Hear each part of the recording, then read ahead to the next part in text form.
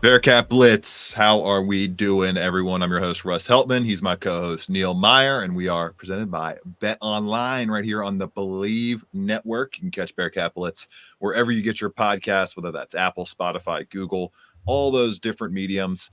Show is available there. Please subscribe, rate, and review. Help us grow this thing. And of course, you can watch us do the show as well on Talking Cats with Russ Heltman, the YouTube page. Throw a like there on all the shows and subscribe on YouTube. Fun weekend in store for Cincinnati Bearcats athletics, including a Friday scrimmage that Neil and I will both be at later on after we record this episode. It's going to be a lot of fun. See what kind of improvements, what kind of adjustments are being made by the Bearcats football consortium. We'll dive into kind of the preview of the show in just a moment after this message from Bet Online, the world's most trusted betting platform and your number one source for everything football. From the preseason NFL to college kicking off in just a couple of weeks, Bet Online has every stat, every matchup, and even live odds and spreads while the games are being played. Think you know your stuff? Get in on our winner-take-all $300,000 NFL Survivor Pool for the upcoming season. When the game's over, head on over to our online casino and get in on a game of blackjack or poker or unwind with one of our over 150 slots games. Head to the website today and use promo code to BELIEVE, that's BLEAV, and get in on the action. Bet Online, the game starts here. Got a great show. It's about to start up for everybody right here as well as the Bearcats, as I mentioned, getting ready for a Friday fall camp scrimmage number 2. We're about 2 weeks away, a little less than 2 weeks, a little over 2 weeks away from the start of the 2024 season for Cincinnati. On top of that, we have the latest on Dante Corleone. How much action is he getting in on the Bearcats defensive line? A defensive line that's getting shredded by injury right now. Jalen Hunt went down with a season-ending injury reportedly this week. Neil and I will discuss that. Also, interesting 4-8 record prediction from Stuart Mandel of The Athletic. He has Cincinnati near the bottom of the barrel in the Big 12, just alongside Houston for the 2 worst teams in the conference. Then we'll close out the show with the tip-off dinner announcement, some special guests in store for everybody that goes to the tip-off dinner ahead of the Bearcats basketball season 2024-25 extravaganza. It's going to be a lot of fun, a couple months away from that. Take a quick break here, then we'll get into the show on Bearcat Blitz.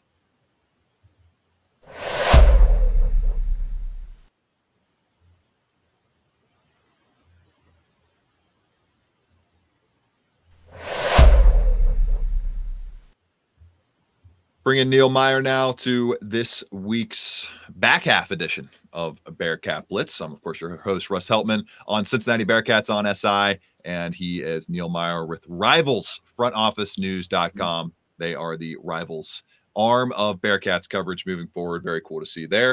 You can check out both mediums on whatever web browser you use. So, Neil, Higher Ground practice wrapping up. They're done with sessions there at Camp Higher Ground. Kind of, it seems like they ended it maybe a few days earlier than previous seasons, but obviously with school getting ready to start up in a couple weeks and the season in game week mode a week away, it seems like a pretty good time to put a kibosh on Camp Higher Ground, a Camp Higher Ground that, according to everything I've seen and heard, has brought the team closer together and is relieving Camp Higher Ground with a much tighter knit unit on both sides of the ball compared to last season. Yeah, absolutely. And the biggest importance, Russ, is you mentioned it, the camaraderie is completely different from a season ago. And I mean, anybody who was out there yesterday saw it. They saw the video they posted of dunking everybody into the ice bath. We saw Kerry Combs end his press conference and take off and jump into the ice bucket. And it's worth noting for those who watched that video, Coach Combs didn't just jump into that ice tub once. He jumped in there multiple times with his guys, fired up of energy. So it's great to see the camaraderie, and you can really sense too that this is a well-knit, close collective group, and you can feel it completely different from a season ago maybe than where they were at Camp Higher Ground at this point last year. And that's the biggest thing, is the brotherhood that they are embracing. And we've even heard some of the guys talk about it. We've asked them about their favorite Higher Ground memories so far throughout their time. Obviously, it's 48 new faces from a season ago. So obviously, there's a lot of growing to do. You don't know quite everybody. It's going to take some time to build those relationships. But overall, I mean, Camp Higher Ground brought them closer than a lot of people probably anticipated, especially because we saw they went paintballing. They had a cornhole tournament. They're doing a lot of fun activities. They went swimming yesterday, it looked like, via some social media posts. So overall, Camp Higher Ground is bringing these guys collectively together. And I mean, it's a great sighting to see them all bonding well. I mean, obviously, you saw Armani Arnold get dunked into the ice tub yesterday with pads on during his media scrum. So that was pretty cool to see. But another great sight to see was Dante Corleone running around with a big old smile on his face. And it's worth noting he was the one who actually was doing the dunking of the younger and the newer players there in the ice tub as well. So it's great to see Dante Corleone running around with a big smile on his face. Smiles, laughs, great team building activities. That's what Higher Ground's all about.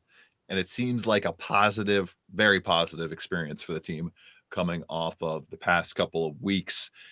Going from positives to a negative here, Neil. Obviously, there's been a lot of good work gotten in by this team. They're coming together as much as they can, especially as much as this defensive line can, amidst all of the injuries. Obviously, we talked about Dante Corleone. He has not practiced in team drills, has not tackled officially so far this camp in organized team activities. And on top of that, the guy who was his main rotational backup last year, the guy who was going to be the starter filling in for him in the rotation, Jalen Hunt, goes down with a season-ending leg injury. This is just brutal, Neil. You feel for Jalen Hunt. He was solid last year in the rotation for Cincinnati along that defensive line, played a career high 202 snaps, had 3 tackles, 5 pressures. And on top of that, just was great at owning his gap, great at doing his job snap to snap. I would say great, but solid, just solid. You knew you could rely on him as a Big 12 formidable opponent that could go up against these offensive lines across from you and be able to give them some problems, at least finishing out with a 67.2 PFF grade. That was one of the higher numbers along the defensive line, Neil. And now this leaves them largely with no proven power conference talent at any spot on the defensive line with Dante Corleone and Jalen Hunt out. Yes, Eric Phillips got some time last year in the Big 12, but he didn't make an impact at all. So you can't really say he's a proven player there. Darian Varner has had time in the Big 10 with Wisconsin, but he's yet to make an impact in his career in any season he's played in the power conference level. Neil, this leaves Cincinnati in a real tough spot, and a spot where ultimately some sophomores and maybe some freshmen are going to have to be called upon to answer the bell a little bit earlier than maybe they would have been if these injuries and obviously Dante Corleone's pending issues into the season stick around with us. Yeah, and as you mentioned, a guy like Eric Phillips there on the edge position, Dante Corleone's status is still to be determined. So then you mentioned a guy in Jalen Hunt goes down, who, Russ, it's a brutal blow, because Coach Satterfield said it right before they broke for fall camp, that Jalen Hunt has had a significantly great offseason, transformed his body a little bit. And Scott Satterfield even noted that Jalen walked into the office and said he's feeling in the best shape of his career and he was ready to go. And then all of a sudden he suffers a knee injury that is now going to keep him out for the 2024 season. So it's a brutal blow there, because he was having a fantastic camp as well. And then you turn to things on the defensive line. Now you look at who they have left. Cameron Wilson, the Louisville transfer, it's worth noting that he has saw some significant time at Louisville, but he will be one of those guys where they brought in via transfer portal, so he could be a name to keep an eye on alongside Eric Phillips and Darian Varner as well. Varner, Wilson. Good point, Neil. Wilson, solid last year at the ACC level, 189 snaps, had 14 pressures. You'd like to see a little bit more than that on 189 snaps, 3 sacks, a 60.1 PFF grade.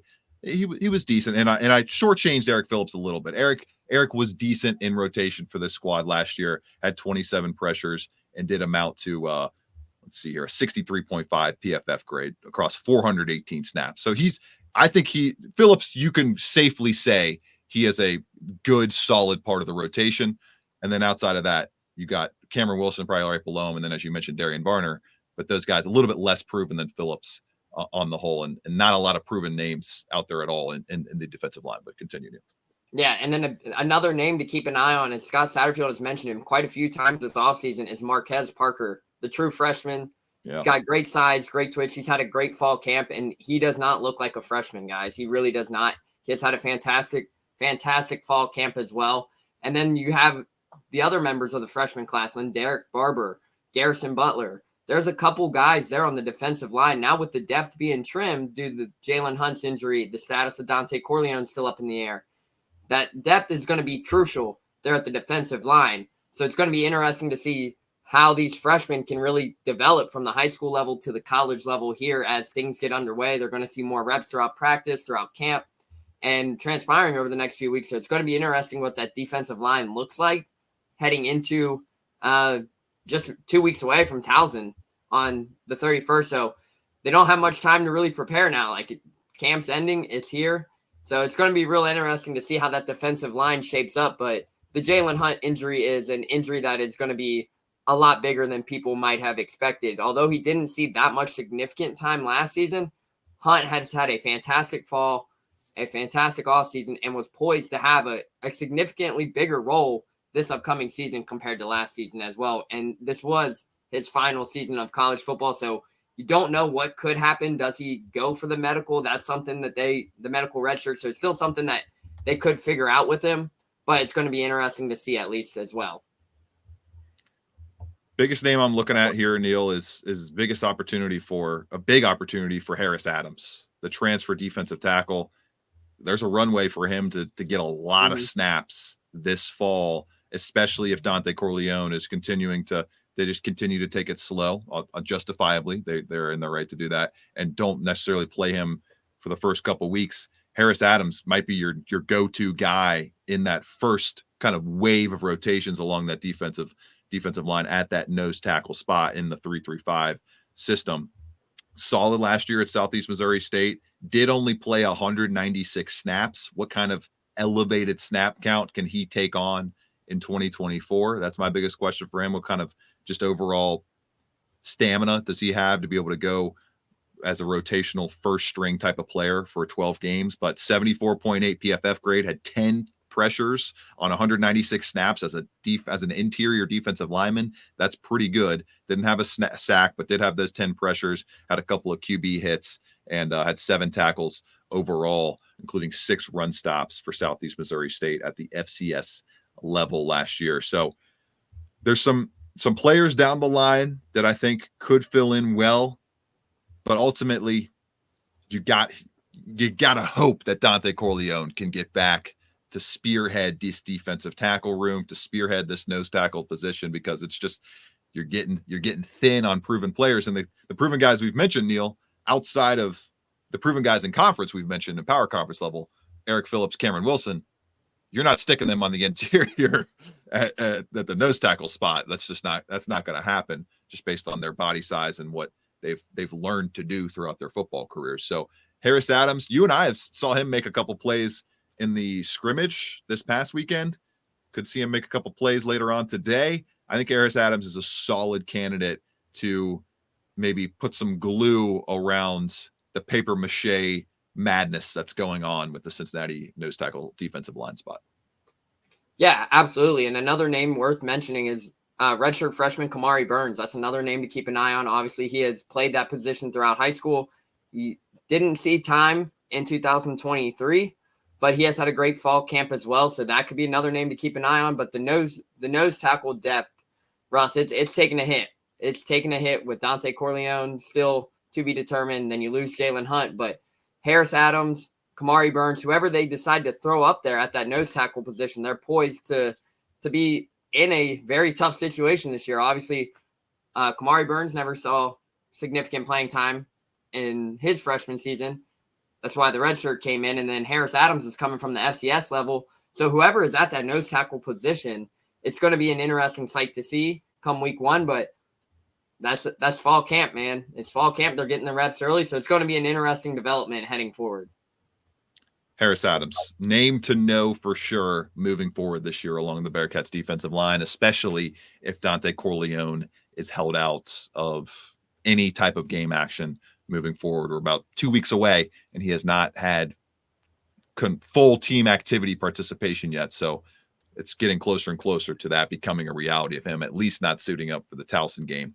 And you should be able to get plenty of young guys all across that defensive line roster some reps in that opening game just to prepare them for possible need down the line. It's not, I wouldn't say it's panic mode for the defensive tackle spot. One more injury though, maybe if Harris Adams goes down or you have one or two more injuries that throw a wrench into that position, then you're really in a world of hurt. But as of now, we're fingers crossed hoping for a return from Dante Corleone. You mix that with Harris Adams, a guy who I think can give you similar production to what Jalen Hunt gave you last year, and you're shored back up along the defensive line if Dante Corleone ultimately comes back and plays. Knock on wood, that does happen for the Bearcats. Take a quick break here and get to a head-scratching, for me at least, record prediction from the Athletic Stuart Mandel, as national media seems like the Bearcats are just going to fully have to prove it to them for them to get any respect in 2024 and beyond. This is Bearcat Blitz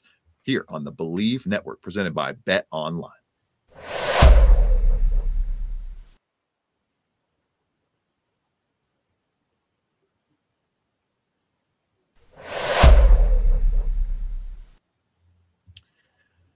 So, Neil, the Athletics, Stuart Mandel released his Big 12 projections, record projections, earlier in the week, and he has Cincinnati right near the bottom with Houston.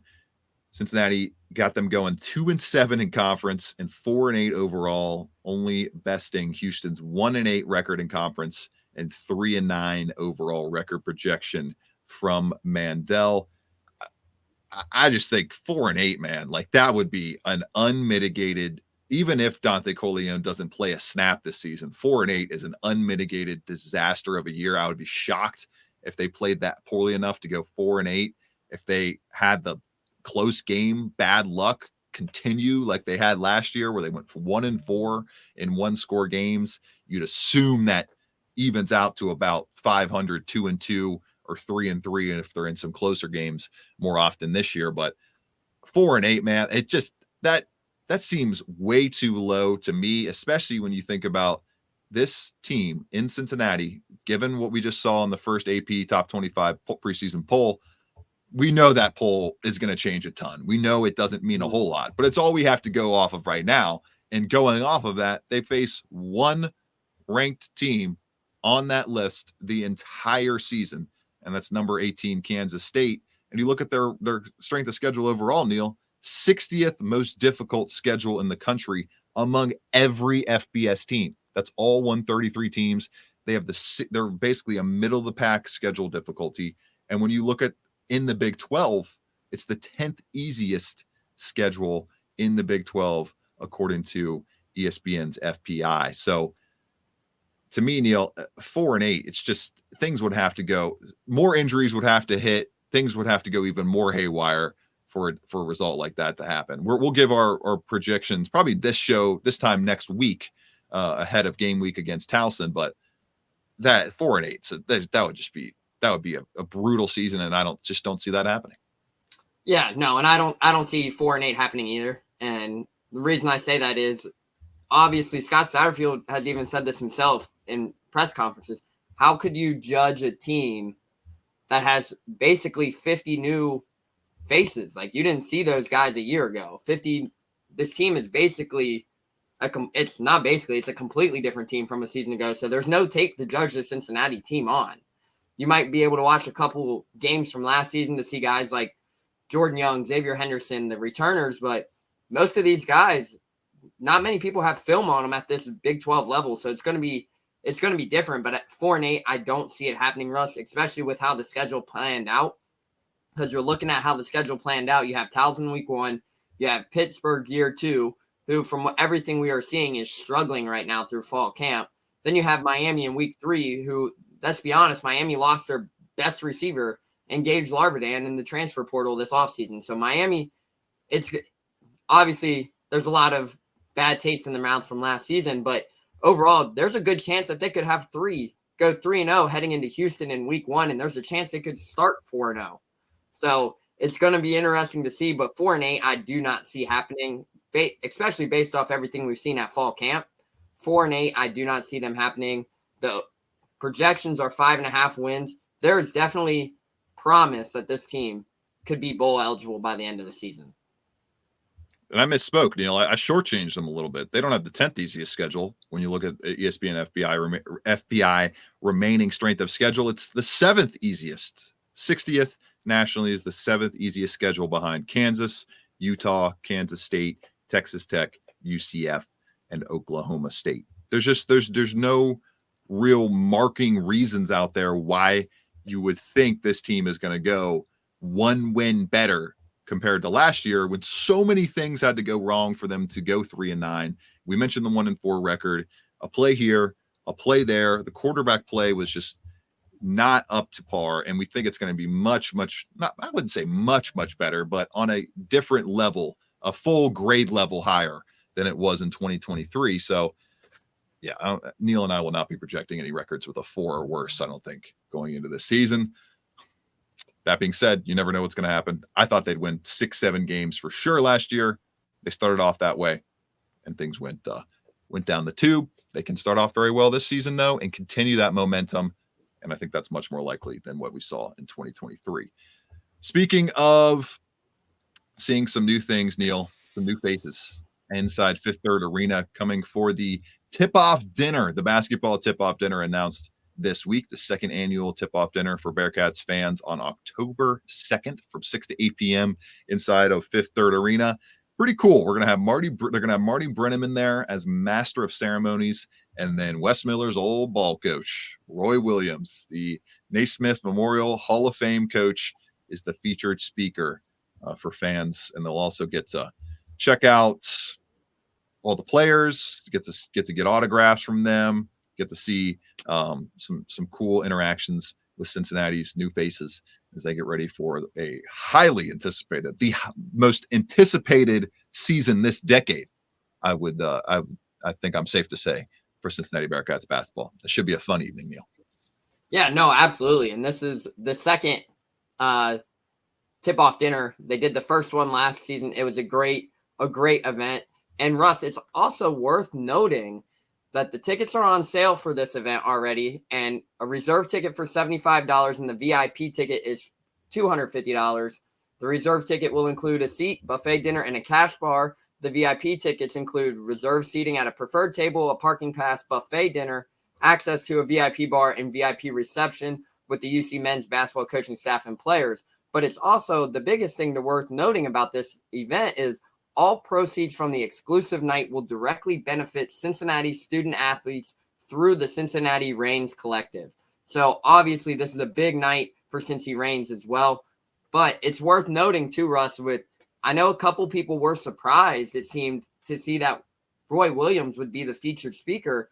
But it's worth noting, Russ, that Roy Williams has been on campus a couple times since his retirement, and Wes Miller has taken over for them. So it's an interesting sight to see. And Roy Williams actually gave a statement per press release that states, as a player at North Carolina, Wes Miller came closer to reaching his full potential than any player I have ever coached. He said upon Wes Miller's hiring, his energy, his determination, intelligence, and his care for young people convinces me that he will continue at this dominance throughout the college level. I'm so happy for him in the University of Cincinnati program. So it's great to see Roy Williams, the Hall of Famer, come back and really get involved with a guy like Wes Miller, who was a former player of his, but really embrace what he is doing here at Cincinnati. And anytime you can have a Hall of Famer with a guy, especially of the caliber of Roy Williams, get involved in your program, it's a fantastic opportunity.